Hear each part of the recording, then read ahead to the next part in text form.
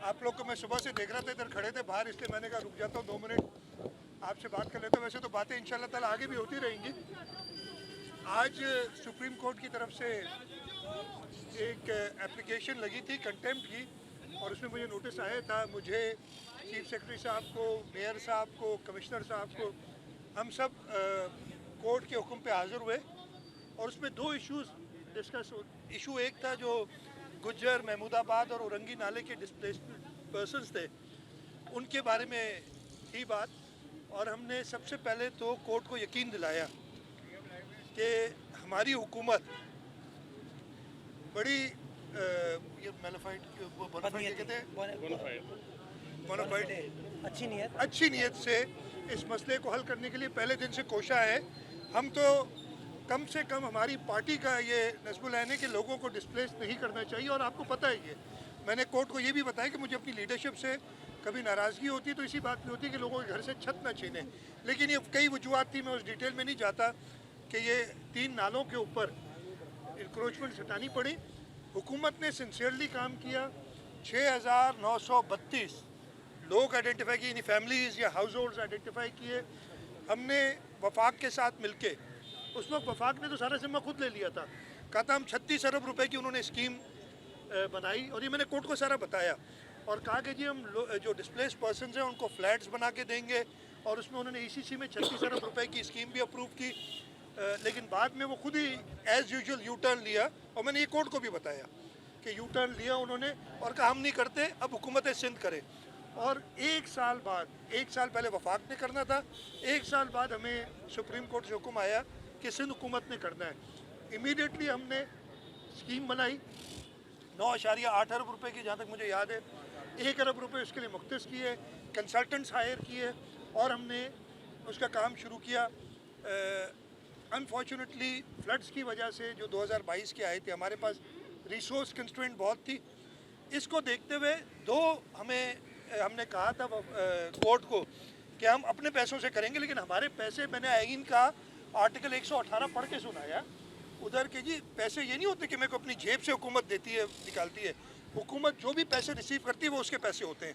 और जो बहरिया टाउन के 462 अरब रिपोर्टेडली पड़े हुए हैं सुप्रीम कोर्ट में, वो भी हमारे हिसाब से इस सिंध के लोगों के पैसे हैं। तो हमने कोर्ट को ये कहा कि हमने उनको भी कहा है वो है, लेकिन उनकी तरफ से अभी तक वो ब्लू रिबन कमीशन बननी थी 2020 से, वो आज तक नहीं बनी। 3 साल हो गए ब्लू रिबन कमीशन जो चीफ जस्टिस सुप्रीम कोर्ट ने बनानी थी। हमारी तरफ से भी थोड़े बहुत लैप्सेस हुए और मैं उसका हमने किया है। हमें एक रिपोर्ट जमा करानी थी मंथली, हम काम सारा करते रहे, लेकिन वो मंथली रिपोर्ट जमा नहीं हो सकी। उसके लिए हमने माजरत भी की कोर्ट से, और कोर्ट ने उस माजरत को एक्सेप्ट किया। उन्होंने जो कंटेम्प्ट एप्लीकेशन, तो अभी तक है मेरी हाज़िरी को जो उन्होंने एग्जाम्प्ट किया है कोर्ट में आने से दोबारा, जब तक वो दोबारा ना बुलाए, मैं जब बुलाएंगे आ जाऊंगा। दूसरा इशू तो हमने एक तो उनको 15,000 रुपये महीने के हिसाब से पैसे देने थे, 2 ट्रांचेस दी जा चुकी हैं। किन किन लोगों ने तो 4 ट्रांचेस लेनी हैं, जो रह गए हैं वो हमने यकीन दिलाया है कि हम 1 महीने के अंदर, वो पैसे भी हमें वफाक से आने थे, और उसमें भी 1 अरब बाकी है, तो 2.5 अरब के करीब बनते हैं टोटल पैसे। 1.4 कुछ अरब आ गए हैं, 1 अरब या उससे थोड़ा ज़्यादा बाकी है जो अभी नहीं आया।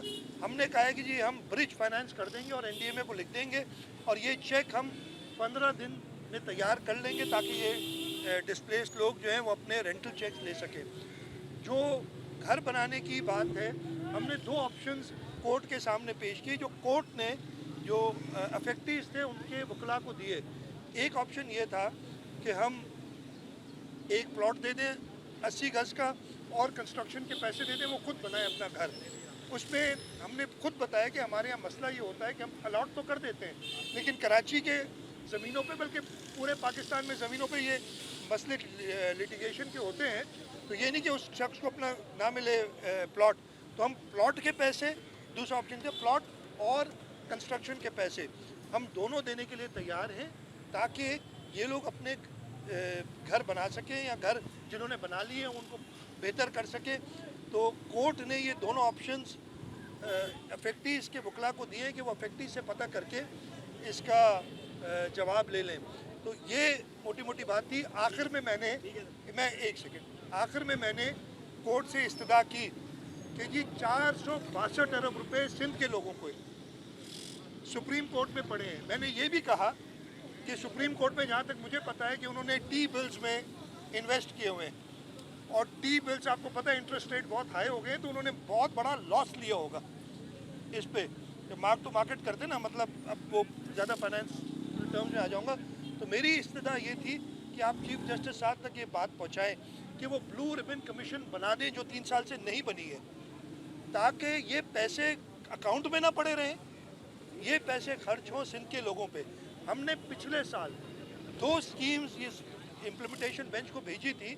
एक स्कीम थी ये फ्लड से पहले 2021 में भेजी थी हमने, एक यही कि 10 अरब रुपए हमें दें ताकि इन लोगों को बसाया जा सके और पैसों की कंस्ट्रेंट ना हो। दूसरी स्कीम थी कि हमें लेफ्ट बैंक आउटफॉल ड्रेन के लिए 10 अरब रुपए दें, और अगर वो पैसे उस वक्त मिल जाते तो फ्लड्स में आपको पता है ब्रीच कई जगह से LPOD हुआ था, तो शायद कुछ बेहतरी आती। इसलिए कि हमारे पास रिसोर्सेज की कमी है, इसमें कोई इतराज़ नहीं। इसमें कभी भी हमने जो पहला ऑर्डर था कोर्ट का, उसमें ये उन्होंने नहीं कहा था कि आप इम्प्लीमेंटेशन बेंच से पैसे ले नहीं सकते। जो वकील थे दूसरी तरफ के वो कुछ बताने की कोशिश की, लेकिन उनको जब अंग्रेज़ी पढ़ी तो उसमें साफ लिखा है कि जी वो इम्प्लीमेंटेशन बेंच का आप अलग से काम करते हैं, लेकिन आपने पैसे अवेलेबल करने हैं, और हम वही कर रहे हैं। तो हमने कोर्ट के सारे अहकामात पे काम किया है। एक जो कोताही हुई है कि हमने मंथली रिपोर्ट्स नहीं दी हैं, उस पर हमने माजरत भी की है कोर्ट से, और अभी हम इंशाल्लाह वो रिपोर्ट्स देते रहेंगे। अच्छा सर, ये बताएं कि आप नेक्स्ट इलेक्शन एक आदमी यार मुर्तज़ा जी, मैंने बता दिया ना उसका, मैंने बता दिया। I have already said it, you know, if you don't understand it, I have already said it. Quite 662 अरब रुपए के लिए आप सुप्रीम कोर्ट में जा रहे हैं, ये तो बता दें। बिल्कुल नहीं, देखिए अब मुतमईन किया नहीं किया, अदालत से पूछे। अदालत का ऑर्डर आगे, मेरी बात, अदालत का ऑर्डर आगे, अदालत ने अप्रिशिएट किया है जो सारे स्टेप्स लिए हैं। ये मैं आपको बताता हूँ, मेरी पूरी बात सुन लें। अदालत ने अप्रिशिएट किया है, और उन्होंने कहा कंटेम्प्ट अभी पड़ी है, ये अभी फाइनल क्लोज नहीं हुआ। मैं हाजिर हूँ जी कोर्ट के लिए, कोई इसमें अगर मुझे सुप्रीम कोर्ट बुलाती है तो मुझे कोई एतराज़ नहीं होता इस पर। जी लियाकत 62 अरब रुपए के लिए कब आप रिजेक्ट करें सुप्रीम कोर्ट से? हम ऑलरेडी कर चुके हैं, जुलाई 2021 में किया। हम दोबारा एक अर्जेंट एप्लीकेशन, हमें कोर्ट ने कहा है कि आप अर्जेंट एप्लीकेशन डालें, आप तुरंत कर रहे हैं। ये बताएगा, एक तो बारी आज जा रहे हैं, आप जब पूरा करके जा रहे हैं, good luck for next election. Thank you. सिर्फ ये बताएं कि ये जितनी भी मुताबिक की बात हो रही थी, इनके लिए जो मैंने सुना है, आप मुझे समझा दीजिएगा कि ये सारे इंक्रोचर थे। तो इंक्रोचर जो है वो गलत कार्य है, तो उस पे गलत कार्य पे सिंध का पैसा क्यों खर्च हो रहा है? वन, सुप्रीम कोर्ट के ऑर्डर से। लेकिन एक मैं आपको बता दूं, दूसरा ये कि ये इंक्रोचर जो बाकी अजला में भी थे उनको हटाया गया था, उनकी मुआवजे का क्या हो गया? अच्छा मेरी बात सुने, ये एक तो कोर्ट के, लेकिन हमारी सिंध हुकूमत की और पाकिस्तान पीपल्स पार्टी की गवर्नमेंट किसी के घर से छत नहीं छीनना चाहती, चाहे वो और जगह पे भी है ना। हमने सक्खर में भी जो डिस्प्लेस लोग थे उनको जगह दी है, ठीक है, कराची में भी दे रहे हैं। इस वक्त फ्लड्स में जो लोगों की घर तबाह है उनको भी, हम कभी भी किसी के घर से छत नहीं छीनना चाहते। इसमें चाहे वो इंक्रोचर सही को, इंक्रोचमेंट को जस्टिफाई नहीं कर रहा हूँ, लेकिन किसी के घर से छत छीनना, उसमें हमारे अपने व्यूज़ हैं पार्टी के। लास्ट क्वेश्चन डिले हुआ नहीं है।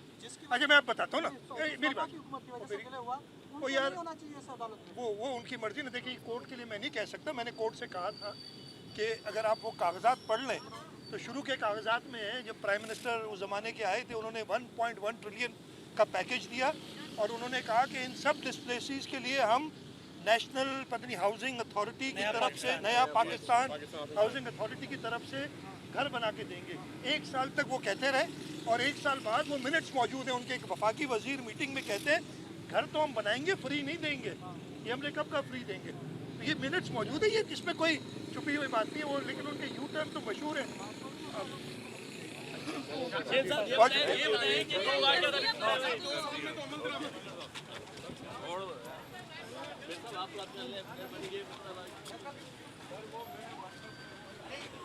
आप